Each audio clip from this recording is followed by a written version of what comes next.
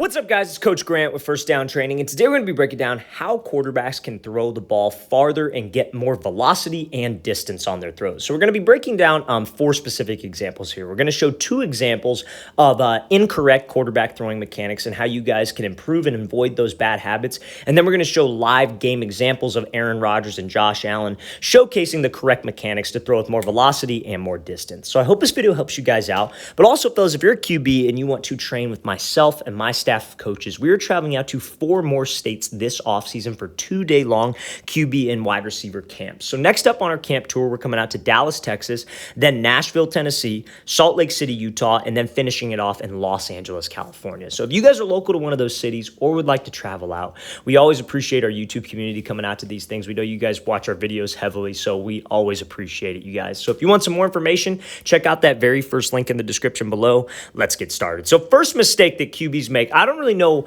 when this started happening with quarterbacks, but they love when they throw. This quarterback's a right-handed quarterback. His back foot will swing behind and kick behind his front foot. So this is something that you see a lot of people, a lot of quarterback coaches even teach this, which really bothers me because there is no hip rotation. Fellas, when you're trying to throw with more distance on the ball, more velocity on the ball, it comes down to hip rotation, weight transfer, and dissociation. So we're going to cover all those things today. So let's watch this quarterback throw. He's throwing a slant route, but this is an all-arm throw. To get more power on the ball, you need to use your legs and you need to use your hips. And I'm not trying to pick on this quarterback because there are thousands of QBs that have this same problem. But when he goes to throw, I want you to watch his back foot.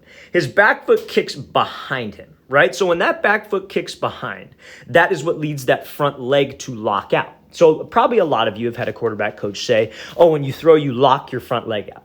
But it's like, why? Why is he locking his front leg out? Why does he not have power on the ball? What can help him prevent the leg lock? It's not just thinking about, oh, keeping your knee bent. It has a lot to do with the hip rotation and getting your front hip to rotate through. So when you guys throw and that back leg kicks behind, you could try it right now. You could stand up, take your back foot, put it behind your front foot, and try to rotate at your hips. Your front hip will lock out. That front hip will not rotate. So what ends up happening for you to get power on the ball is the leg locks out and you rotate with your upper half. And so the reason why this limits power on the ball, this is the reason why you don't have as much power when you do this, is because your hips do not lead before the ball goes through. And I'll explain that. So being a quarterback, you're a rotational athlete, right? So many quarterbacks think that it's all about the arm. It's not. It's more like hitting a golf club. It's more like hitting a baseball where your hips have to lead through. The sequence of the throw should be front stride, then hips rotating through, then the ball goes through. But when you go front stride and that back leg kicks behind, you don't transfer weight, you don't get your hips to open up, that leg locks out like you can see, so the hip rotation doesn't happen, and then the shoulders in the football go through before the hip, and that makes us lose torque. So we won't have any torque on the ball. There won't be any separation from the upper half and the lower half. How baseball players hit with power, how golfers drive that ball down the field, it's all about separating, right? You're in a stance, like let's say you're hitting a baseball right now. If there was a pitcher here throwing a ball to him, he wouldn't just open up with his shoulders. He would keep the shoulders back. He'd pivot off the back foot. The hips would go through and the bat would be trailing behind. That's how you hit a further baseball. And a golf club, you take the club up and the hips bring the club down. So same thing when throwing a football, but if you don't have that due to an incorrect back leg swinging behind, that can limit the power you have on the motion. So I'm going to play this full speed, and then we're going to look at a clip from Aaron Rodgers doing the exact same like kind of type of throw where it's not so much an off-platform throw, but his back foot shoots through. So Rodgers is making this throw across the field, and his back foot just simply pivots, right? Now, I'm not saying you have to pivot your back foot. You can bring the back foot through. You just can't have it swing behind. So when he goes to make this throw, he's in a great position to make this. He goes back with the ball, but you see how his hips go through before the ball does. When he releases that ball, the hips have already rotated. That front hip has already came through. And that's because this leg didn't kick behind. And there are a lot of other things that tie into this, like your base, where your back foot should be. But so many QBs have this problem. They think it's just about, oh, I just got to pivot my toe. But when that back foot kicks behind you, you have no rotation with your hips. You might as well just throw it with your entire arm. And that puts a lot of pressure on the arm, and it will limit the amount of distance I could put on the ball and velocity on the ball. So again, Rodgers is here. Now, the way you can think about this as a QB is not thinking about pivoting off the back foot, not thinking about pushing off the back foot, but thinking about, think about transferring weight from your back quad. That's what I tell a lot of my quarterbacks. I tell them that, hey, you don't, because the old school way of teaching is, okay, push off the arch of your foot. Or then some people teach, oh, just pivot off of your back foot. But both of those can cause bad habits. When you push off the back foot, it can cause an extension of the leg. And then what we're talking about, if you just pivot and swing behind, it can cause a lockout of the front hip when you just pivot. So you want to think of it as a weight transfer. I got weight on my back quad. I got like 70% of my weight here. I'm trying to take that 70 and shift it through to the front foot, because when you shift that weight through, that is what gets your hips to naturally rotate through. So think about shifting, not necessarily pushing and not necessarily pivoting. It has got to be a transfer of weight, because for this front hip to open up, as you can see, you have to have weight transferred to the front foot. We can't leave weight back. We can't kick my foot back, and I can't push and extend. So I hope that helps you guys out. I hope that makes sense, fellas. I'm going to play this thing again full speed one more time. Great job by Rodgers, and obviously one of the smoothest to do it. And he could throw that ball a mile, and it looks like he's not even trying, simply because he's got that great weight transfer, and that hip goes through before the football does. So make sure, fellas, the hips lead the shoulders and the hips go through before the ball when you're trying to throw with more distance and with more velocity. So now, second mistake that QBs will make is they will try to get a little bit extra throw power, a little bit extra distance because of this front side. Okay, so the thing that you have to understand about throwing mechanics is when you miss like a lot of throws left to right, high and low, there's a reason. A lot of quarterback coaches that maybe don't necessarily know what they're doing, or don't maybe know how the football comes off your hand, like how the biomechanics of the body works. I'm not saying I'm some Joe expert type guy, but I know a thing or two about how the body's going to work when you're throwing a football. And when you throw that ball and you're missing left to right, there's a reason. It's more than just, oh, you're releasing the ball late, or your wrist flick is off to the side. What's causing you to do that? And that has a lot to do with this front side. So to get extra power, quarterbacks will do what this quarterback does. They'll swing the front shoulder open.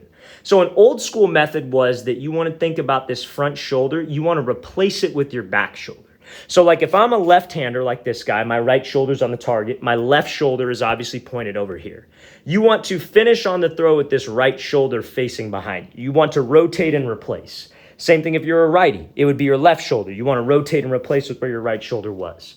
But the issue with that, when you swing this shoulder open for power, what do you think that does to your release point? Your release point flies. Because we just got done talking about how your power, the consistency on the ball, the distance on the ball, it all comes from this lower half. You got to transfer weight. You got to get your hips to rotate through, and the upper half should finish square, because you want to think of your body like it's split down a midline. So if you're on this midline, right, and your shoulder swings open, you see how his shoulder swings this way. And when he finishes on the throw, he's like completely pointed over here to the right side of the field.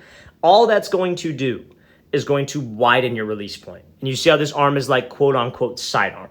His release point would be at a much more square spot if his feet were a little bit set wider. That's the number one thing. But when you finish on the throw, you should stop right there.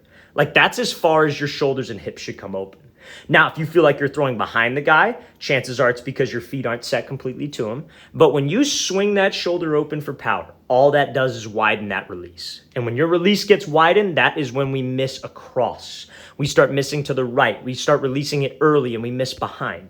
So the main thing I want you to focus on is letting your hips make the throw. You want to rotate from here. You want to let that front hip open up. You don't want to have this leg kick behind. You don't want to push off of it. You want to have your feet set up in a good spot. So when you transfer that weight and those hips can rotate through, you could just stay square with the upper body. This position right here is where he wants to stay. Hips and shoulders in almost like a complete box. That's what I mean by staying square. So now I'm going to play this full speed, and then we're going to look at a clip here from Josh Allen and show the differences, right? So when you swing open, fellas, and you swing that shoulder for power, all that does is flaw that release point, and it will take away velocity on the throw because you don't have any like torque or snap to it. So next throw here, this is from Josh Allen, and this I think we all can agree is an absolute shot. He rips this thing into coverage. Same thing as trying to throw the ball with distance. So when he goes to drive this ball, I want you to see he's transferring his weight like we talked about. Back leg doesn't kick behind, but you see when he finishes, watch his hips and shoulders. They stay completely square. So when your shoulders stay square like this, and you are transferring that weight and you have that hip rotation, but you fight that urge to swing that left shoulder out, there is so much twitch to it. There's so much snap to it. Like you hear the Elite 11 guys talk about all the time. Like they talk about a guy, oh, he's real twitchy. That's what that means. You have torque. You can pop that ball off your hand. You don't swing open. You're not rotating with your shoulders and hips at the exact same time. You're separating the upper half and the lower half. The hips rotate you through, the upper half stays square. So that snap on the ball, that's what gives you velocity. That's what, if you're trying to throw it downfield, that's what gives you distance. So we play this, let's look at this from another angle here, and you see where his release point is. Because again, he's here. What the last quarterback did is he swung that shoulder open. So obviously the release point got flawed. And obviously when your hip and shoulder are opening at the same time, you lose the snap, you lose the crack of the whip, you lose the snap of the towel. So we look at Josh Allen here, but when he stays square and those shoulders and hips stay square, where's his release point? Right at that 90-degree spot. And again, everybody's release point is different. I'm not saying it has to be perfect. If you're a little bit wider, that's okay. If you're a little bit higher, that's okay. But the shoulders and the hips got to finish square, and the hips have to rotate the ball through. Because if we can generate torque and my release point is in a good spot, all it is just throwing darts out there, fellas. All it is just, where am I going to flick my wrist? That's where the ball's going to go, because I've generated torque the correct way. I've set myself up in a position to have a good release point, and now I can finish on this throw. That is textbook right there from Josh Allen. That's why he's got so much velocity on the throw. You look at all these guys in the NFL. When you pay attention to that, look at their throwing sequence. Are the hips going through before the ball like we talked about? Are they separating the shoulders and hips? Are they finishing square? And that's why those guys can rip that ball, and rip that ball consistently. So many guys don't understand how many throws NFL guys have on a weekly basis. Probably putting in 100 throws every single day, just about. And in a game, throwing 50 times, right? So it's like, that's a lot of stress on your arm. If you don't have the correct throwing mechanics, you are going to hurt yourself. But why do you think you see so many baseball players hurt their elbow, have to have elbow surgery? But it's very rare in quarterbacks, because you are hardly putting emphasis on your arm if you are throwing correctly. That's why you see a lot of younger quarterbacks, they break that growth plate in their elbow because they have flawed mechanics. They don't emphasize mechanics. They have a coach who just lets them get in all these bad habits, and they don't emphasize the mechanics of the motion. Let's play this thing again, full speed one more time. This is an absolute shot from Josh Allen. This is what we need to focus on, fellas, with that front side. Transferring the weight lower half, staying square with the upper half to get that snap, the crack of the whip, the crack of the towel, whatever you want to call it.